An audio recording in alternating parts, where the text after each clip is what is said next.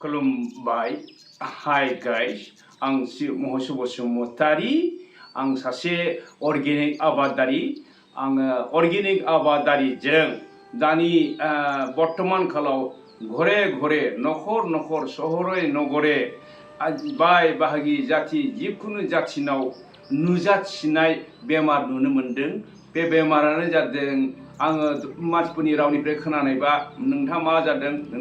होनना सोङोब्ला बयबो बुङो इउरिक एसिड उसुंसिन मानसिया बुङो इउरिक एसिड अफिसनि मानसिफ्राबो होनना बुङो इउरिक एसिड आखिर बे इउरिक एसिडआ मा जिनिस दा बेखौनो आं मिथिनो थाखाय सासे स्पेशलिस्ट डक्टर लेंना लाबोनादों बिथांनि मुङा जादों कर्न नार्जारी नोंथांखौ आङो खुलुमबाय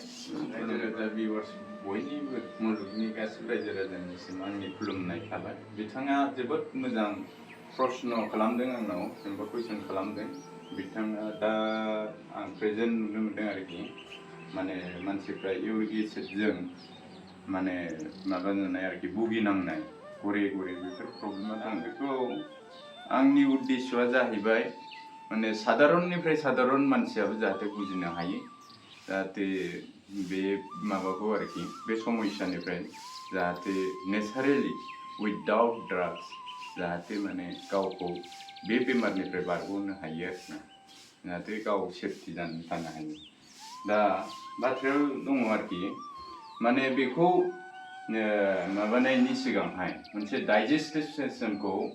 एसे मिथिग्रोनाया मोजां आरोखि बे डाइजेस्टिभ सिस्टेमखौ जुदि मिथियाब्ला माने सा जागोन आरोखि सिम्पल बेखौ आङो एकदम माने आरोखि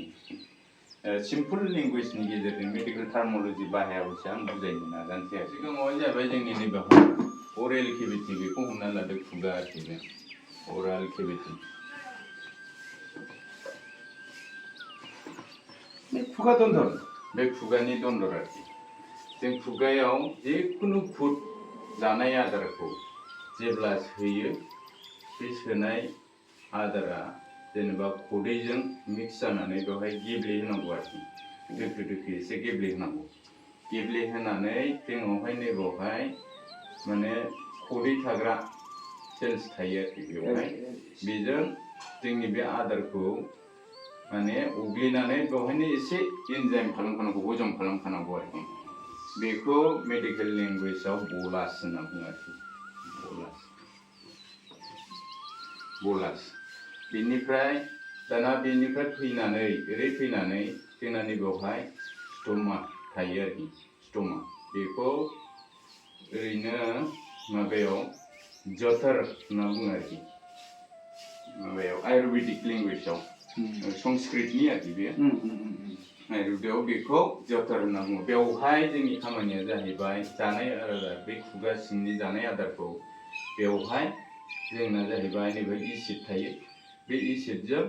ओमफ्राय ब्लाडजों थांनानै बेखौ संहैनांगौ जायो बेखौ बे संहैनाय आदारनि सिस्टेमखौ केम होनना बुङो केम बेनिफ्रायसो दाना बेनिफ्राय फैनानै नैबे एसे माबा फैबाय सिस्टेमा जाहैबाय बेवहाय नोङो एसिड टेसिड लगायनानै आरोखि बेखौ प्रसेस खालामनानैसो दानाहाय बियो मा जागोन नैबेवहाय गिदिर गिदिर बिबु थायो बेयो बिबु आरोखि बिदि आरो नैबेवहाय स्मल इन्टेस्टाइन होनना बुङो बेवहाय बेहाय बिबु थायो आरोखि बेनिफ्राय हाबबोनानै बे स्मल इन्टेस्टाइनाव जोंनाहाय बेवहाय प्रसेस जाफैबावनांगौ बेयाव प्रसेस जानायखौ जोंना मा होनना बुङो हेल होनना बुङो आरोखि बेनिफ्रायसो दाना मा जानोसै जोङो जानाय आदाराव जों जेसेबांखि मा जादों आरोखि बे जिनिसा बाव फैनानैसो नैबावहायसो खामानि मावफैगोन मेइन जिनिसा बेनिफ्राय खामानि मावफैनानै दाना बियो बेवहाय जोंनावहाय बे बिबुआव इन्टेस्टाइनाव आरो स्मल इन्टेस्टाइनाव लाइफ माने 1.4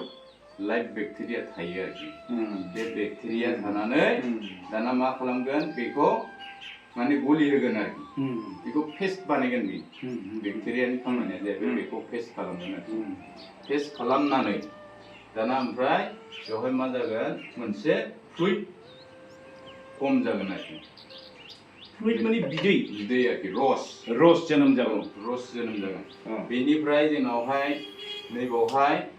मा थायो नैबे माबानि गोजौआवहाय नैबेहाय लिभार थायो आरोखि लिभार नैबे माबानि मा होनना बुङो बेखौ स्टमासनि गोजौआवहाय लिभार थायो बे लिभारा थारमाने बेनिफ्राय फ्लुइड खम जानायखौ बोहरनोसै आरो लिभारासो बोहरो लिभारनिफ्राय बे फ्लुइडा थांनानै बेवहाय थै जानानै बियो दाना मा जागोन नैबेहाय किडनि थायो बेवहाय किडनि बेवहाय मोननै जिनिसा किडनि थायो मिथिबाय बे किडनिया थारमाने बै फ्लुइडखौ बोहरनानै दाना लिभारा जेब्ला थैजों बेखौ साप्लाय हरगोन नैबे किडनियाव दाना बे माबा खालामफैगोन आरोखि प्रसेस खालामफैगोन आरोखि बेखौ केमिकेलखौ नैबावहाय बे डिस्ट्रिबिउट खालाम बेनि खामानिया जाहैबाय लिभारनिफ्राय हरनाय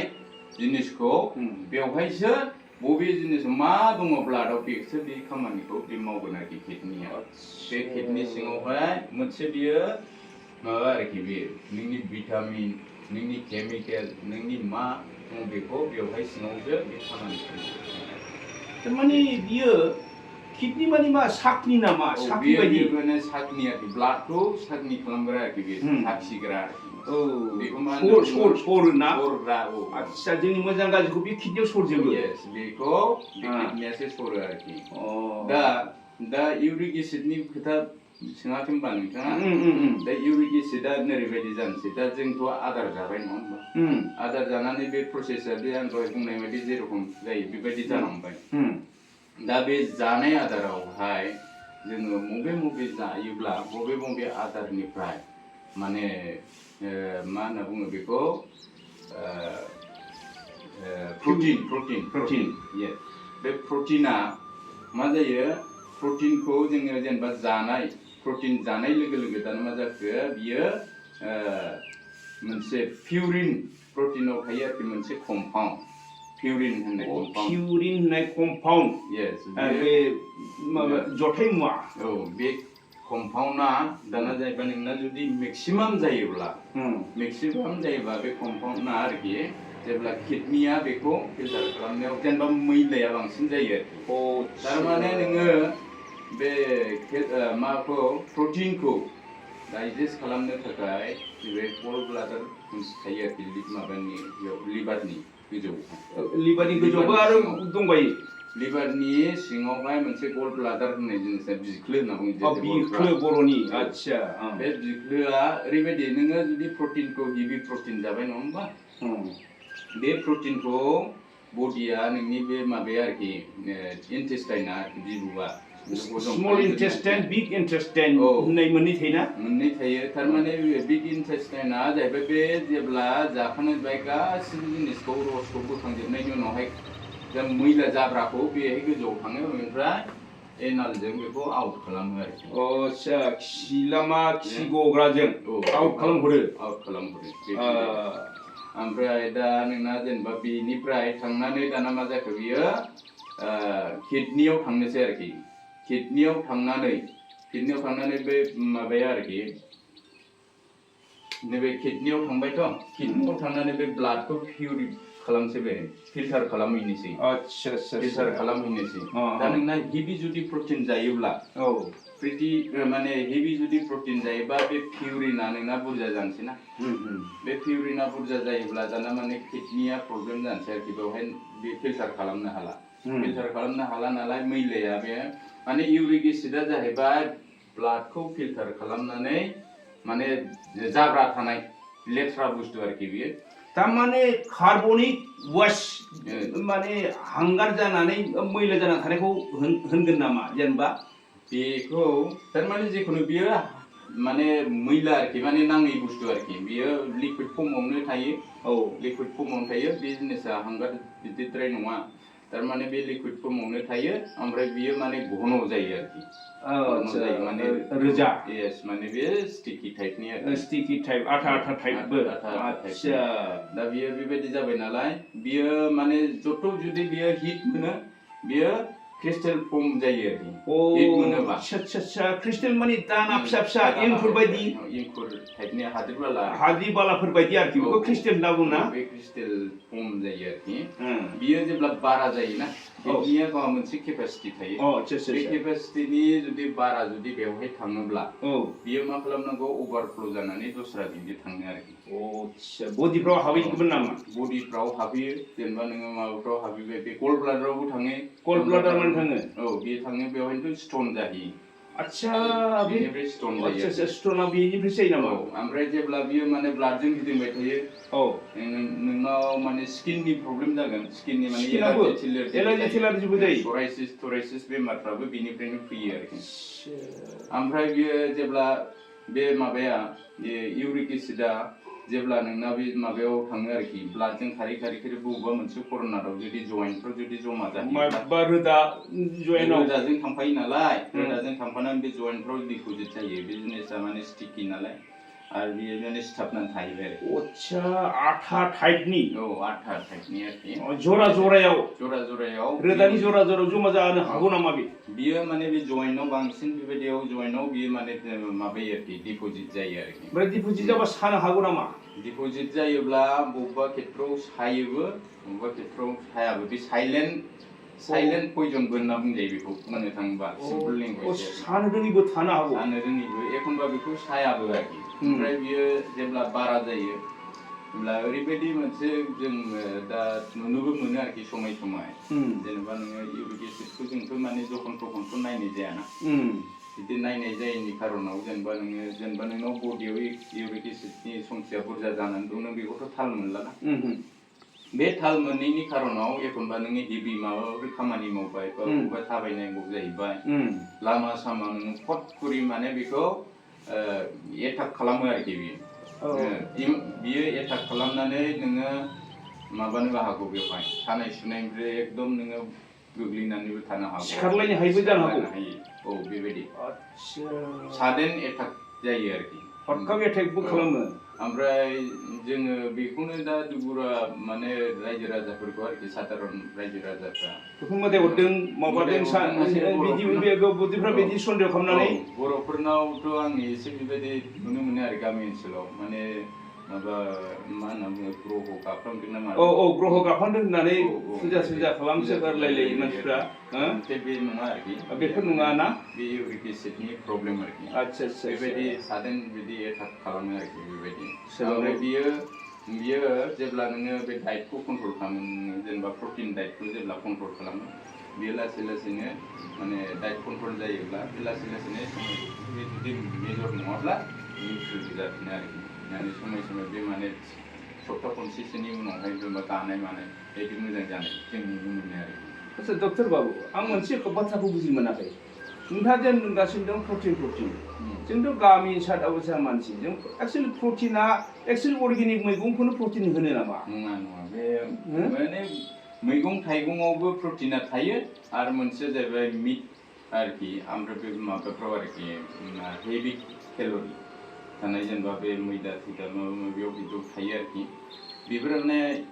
प्रटिना माने डाइजेस्ट जानो गोब्राब बुस्थु आरोखि माने इजिलि बे डाइजेस्ट जाग्रा बुस्थु नङा आरोखि दा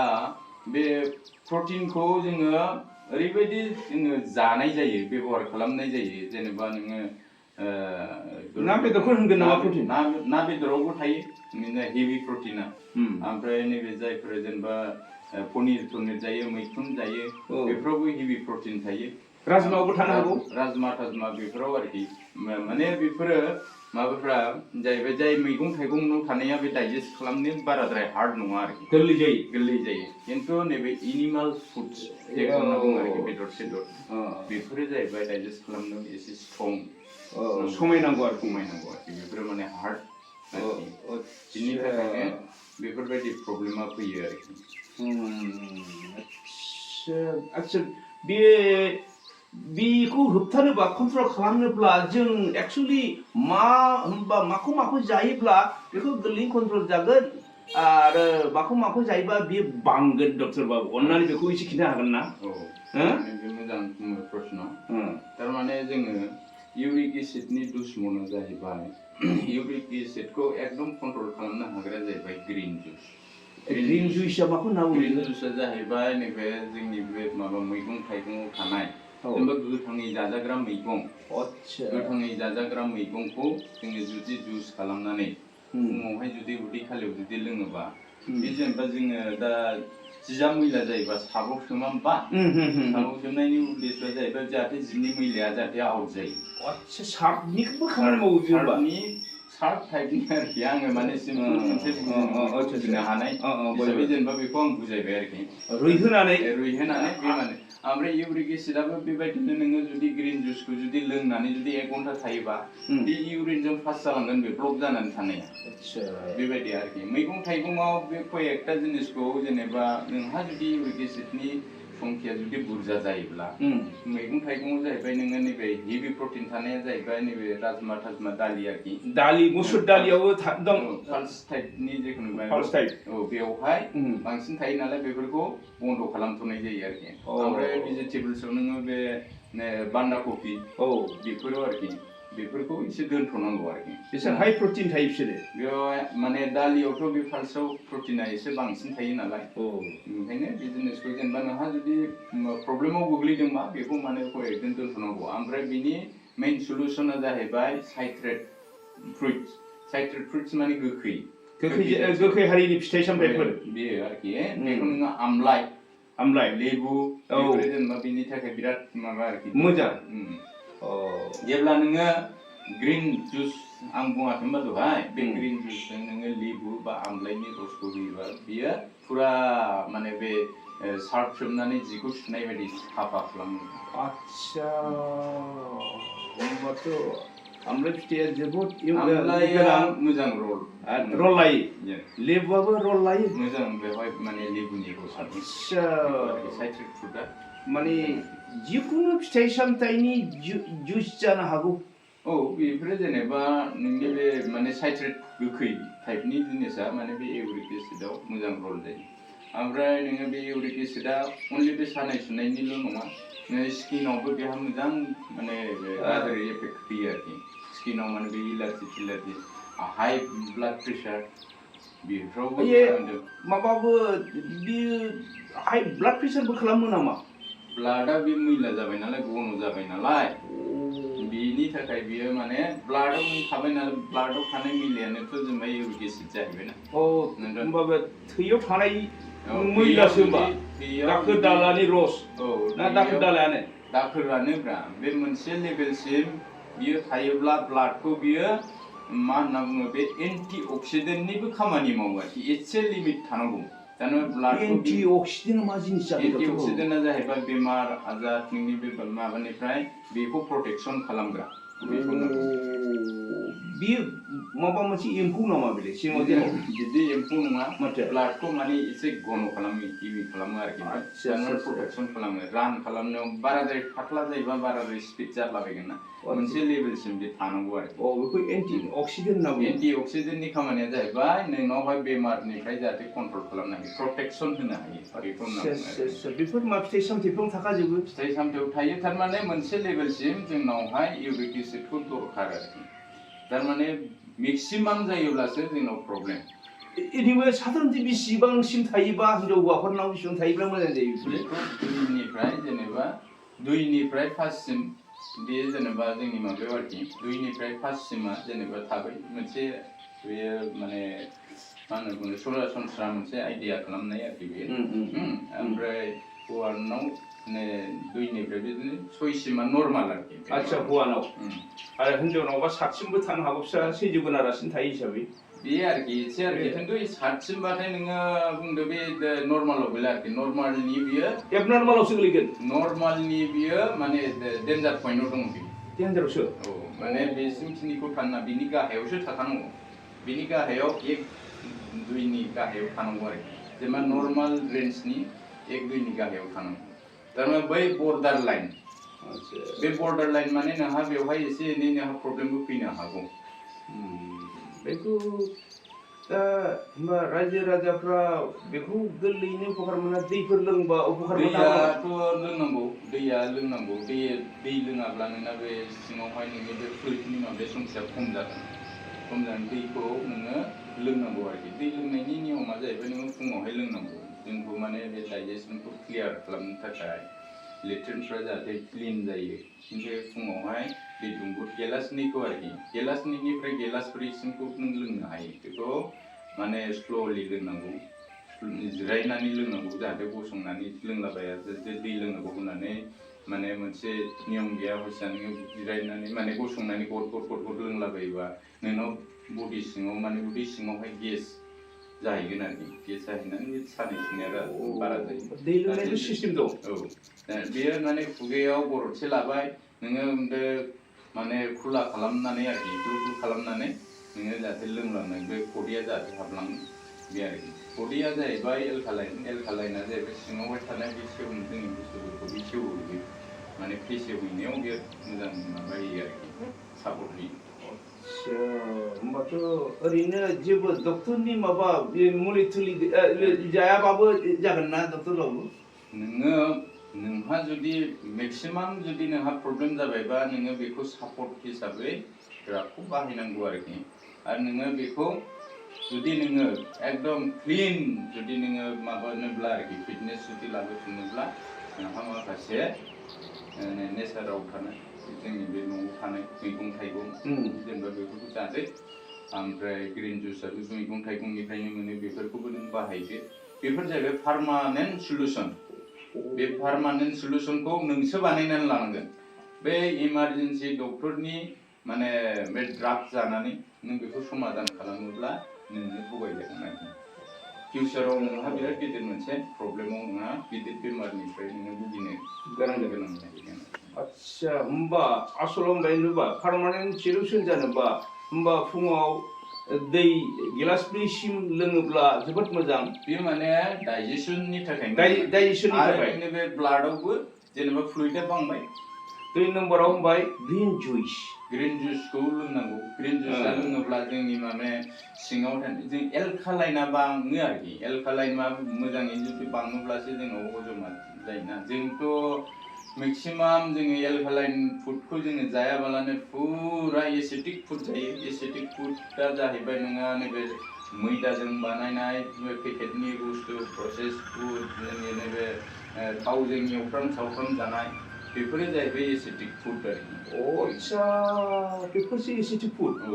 बे थावजों बिराद एवलाबायनाय आरो जांक फुड बेफोरो गासिबो एसिटिक फुड बियो आच्छा दा जोङो मेक्सिमाम बेखौ जानायनि थाखायनो जोंनाव देहायाव माने बेमारनि संख्या बुरजा जायो एलकालिन माने खारैयारि आदार आरोखि जेनेबा खारैयारि आदार बे थान्दा खालामो ना बेयो थान्दा खालामो नोंनि बे ब्लाडफ्रा हिट जानानै थादोंब्ला सिङावहाय नोंनि बडि सिङावहाय जुदि माबा माबि जुदि हिटजों सिथरफोर एरदोंब्ला बेरदोंब्ला बेफोरखौ बियो कन्ट्रल खालामो थान्दा नांगौ आरो बेबायदि होननानै बाराद्राय थान्दा खालामाबाबो नोंना प्रब्लेम जागोन बिदि होननानै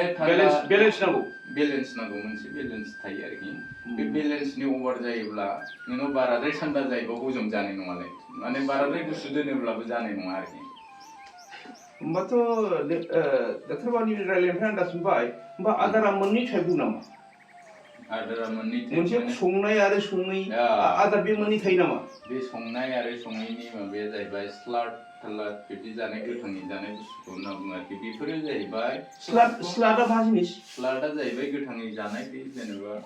थाइबेंफोर हानायफोरखौ स्लाद होनो नामा जोंनि माने गावलिया भाषायावथ' जेनेबा थाइबें खाजि होनना बुङो खाजि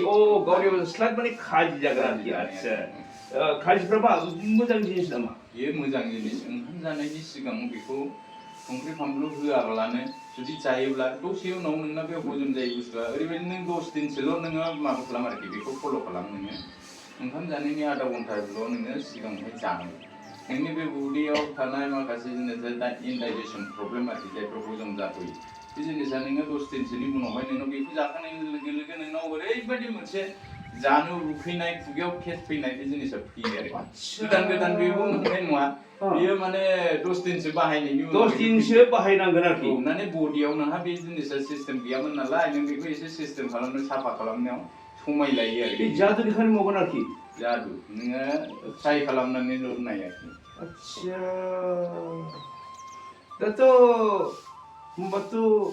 होमबाथ' पुदिनाफ्राबो बे खाजि थाग्रनाव गोलैनो हागौ बेफोरो पुदिना माबायाव बाथोन जानायाव बे खाजियावनो नोङो बेखौ एप्लाइ खालामनो हागोन आच्छा खाजियारि बंस गोलैहैबाय जिखुनु जायखिजाया नों बेफोरखौ एप्लाइ खालामनो नोङो लेबु थिबु रसखौबो बाहाय एफा एनै होदेरबाय बेटारसिन जाबाय आरोखि आच्छा डक्टर बाबु नोंखौ माने जोङो लोगो हमनायनि राहा नों एक्चुअली नों बबेयाव थाथारो दा एड्रेसा आंथ' बे नर्थ नाराबारि क'क्राझार नर्थ नाराबारियावनो थायो आच्छा नोंनि मबाइल नाम्बारखौ नोङो होनो हागोन रायजोफ्रा जाहाथे नोंनाव सोंहरनानै उपकार मोननो हायो बे एरियानि समस्त जाहाथे बयनिबो कल्याण जायो दा अनेक मानसिया जों बेहाय रायलायनायाव हयथ' माखासे बुजिबो जानो हागौ हयथ' बुजिजोबाबो नोंहा गाज्रि मोनगोन नामा नोंथांजों सोरबाफोर गाज्रि मोना आंनि उद्देश्यआ जाहैबाय साधारन मानसिया जाहाथे गोरलैयै जेनेबा गावनि देहाखौ ड्रागलेस माने रैखा खालामनो हानाय बेमार गैयै जाहाथे माने सुस्थ' देहा लाखिनाय बेनो आंनि उद्देश्यआ जाहाथे ओंखायनो आङो माने गोरलै लेंगुवेजजों जाहाथे साधारन मानसिया बुजिनो हायो जिनिसखौ माने साबायखर कौटि धन्यबाद थाबाय कर्न नार्जारी नों मुलुगाव जोनोम जानानै बहाय नों सुथे डक्टरबाबो नोंनाव जेबो नोंनि बिखुङाव जेबो आङो अहंनि जेबो सिन नुनो मोनाखै जेबो इग' प्रब्लेम गैया नोङो दा नों रायजो राजाफोरखौ नोङो मोजां उपकार होनो ओंखारबोदों धन्यबाद बहाय दिनै खोथा बिराद भेलुएबल खोथा बुंनायनि थाखाय नोंखौ कौटि आंनाव जेबो बेसेन गैया नोंनो धन्यबाद होनो थाखाय बेखिनि होननानै रायजो राजाखौ आं खुलुमनाय जाबाय गोजोन्थों